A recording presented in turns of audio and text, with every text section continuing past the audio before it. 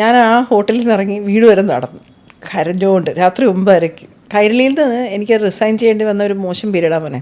കൈരളിയിൽ പെട്ടെന്നൊരു financial crunch വന്നിട്ട് കുറേ കട എന്ന് വെച്ചാൽ ഇങ്ങനെ അവർ ഒരു അബ്രപ്റ്റായിട്ടാണ് ശമ്പളം നിന്ന് പോയത്. അപ്പോൾ അവിടെ നിന്ന് നമ്മൾ ജീവൻ ടി വിയിൽ ആ സമയത്ത് സനൽ അവിടെ ജോയിൻ ചെയ്തിട്ട് എന്നെ അവിടെ ഇട്ട് ഷോ ചെയ്യാൻ വിളിച്ചു. അപ്പോൾ ഇവിടെ നിന്ന് മമ്മൂക്കടുത്തൊക്കെ ചെറിയ വഴക്കൊക്കെ ഉണ്ടാക്കി. ഇവിടെ ചെന്നപ്പോൾ അവർ പറഞ്ഞു 2 ഷോ ചെയ്യും. അപ്പോൾ അന്നെന്തോ മാനേജ്മെൻറ്റ് മാറുന്ന ഒരു കാര്യമാണ്.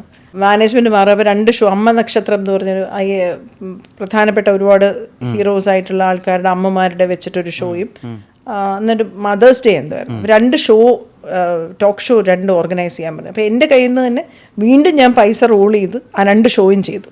അങ്ങനെ ഒരാഴ്ച നമ്മളവിടെ ജോയിൻ ചെയ്തു. സുരേഷ് മണിമല സാർ വന്ന് ജോയിൻ ചെയ്തു. ആ സമയത്ത് പുതിയ ഒരാൾ വരുവാണ് ഇതിൻ്റെ ചാർജുമായിട്ട്. ഇപ്പോൾ ഹൊറൈസണിലൊരു മീറ്റിംഗ് ഉണ്ടായിരുന്നു, ഞങ്ങളൊക്കെ പോയി. അപ്പോൾ സാലറി ഡിസ്കസ് ചെയ്യാനായിട്ട് എന്നെ വിളിച്ചു. അപ്പോൾ എൻ്റെ അടുത്ത് പറഞ്ഞു സാലറി ഒന്നും നോ ബാർ, സാലറി ഒന്നും ആലോചിക്കുകയേ വേണ്ട, എത്ര രൂപ വേണമെങ്കിലും പറഞ്ഞു തരാം, പക്ഷെ സഹോദരിയായിട്ടൊന്നും കാണാൻ പറയരുതെന്ന്. ഞാൻ ആ ഹോട്ടലിൽ നിന്ന് ഇറങ്ങി വീട് വരെ നടന്നു കരഞ്ഞുകൊണ്ട് രാത്രി 9:30.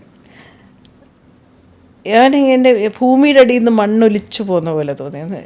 ഒന്നുമില്ല, കൈരളിയും പോയി, ഈ ജോലിയും പോയി, പൈസയും പോയി.